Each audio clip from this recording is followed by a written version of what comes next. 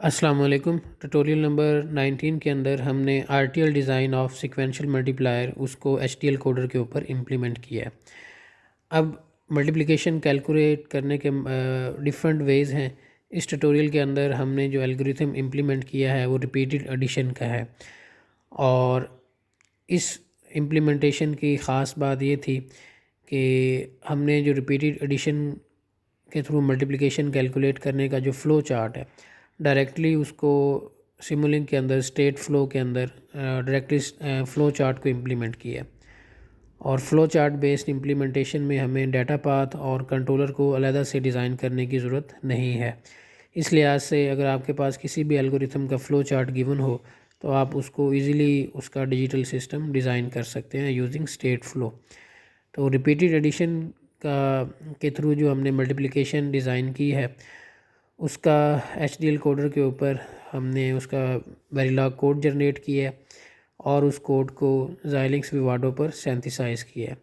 अब उस कोड की बिट स्ट्रीम फाइल इस एफपीजीए बोर्ड के अंदर अपलोड हो चुकी है। तो एज़ यूजुअल ये मेरा क्लॉक इनेबल का बटन है। ये फर्स्ट 7 बटन एक इनपुट को रिप्रेजेंट कर रहे हैं मल्टीप्लिकेशन की, और ये नेक्स्ट सेकंड इनपुट को रिप्रेजेंट कर रहे हैं। और ये रीस्टार्ट बटन है और ये स्टार्ट है।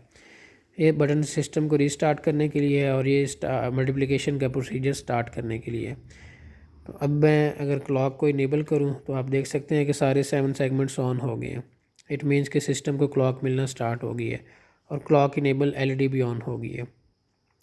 अब मैं अगर यहाँ पर कोई भी ये फ़र्ज़ करें 7 नंबर अप्लाई किया है फर्स्ट इनपुट पे और सेकंड पे ये 12 अप्लाई किया है। अगर मैं अब स्टार्ट का बटन प्रेस करूँ तो आप देख सकते हैं कि 84 का आंसर आ चुका है। तो अब यहाँ पे मैंने 31 अप्लाई किया है फर्स्ट, और सेकंड पे मैंने 28 अप्लाई किया है। अगर मैं दोबारा स्टार्ट का बटन प्रेस करूँ तो अब मुझे दोबारा सिस्टम को रीस्टार्ट करने की ज़रूरत नहीं है। तो अगर मैं दोबारा स्टार्ट का बटन प्रेस करूँ तो नया जो 28 और 31 का प्रोडक्ट है वो यहाँ पर डिस्प्ले में आ जाएगा। तो वो आ रहा है 868। तो इस तरह यहाँ पे आप कोई और नंबर भी वेरीफाई कर सकते हैं। फर्स्ट करें 60 इंटू 15, तो ये 900 का आंसर आ रहा है। 27 इंटू 60,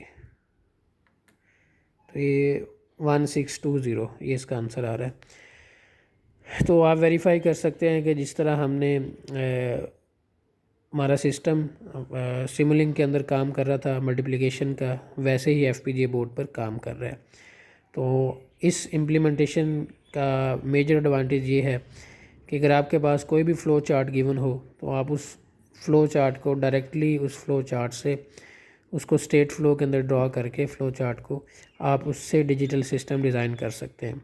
आपको मैनुअली कंट्रोलर और डाटा पाथ यूनिट अलहदा से डिज़ाइन करने की ज़रूरत नहीं है। ओके जी, अल्लाह हाफिज़।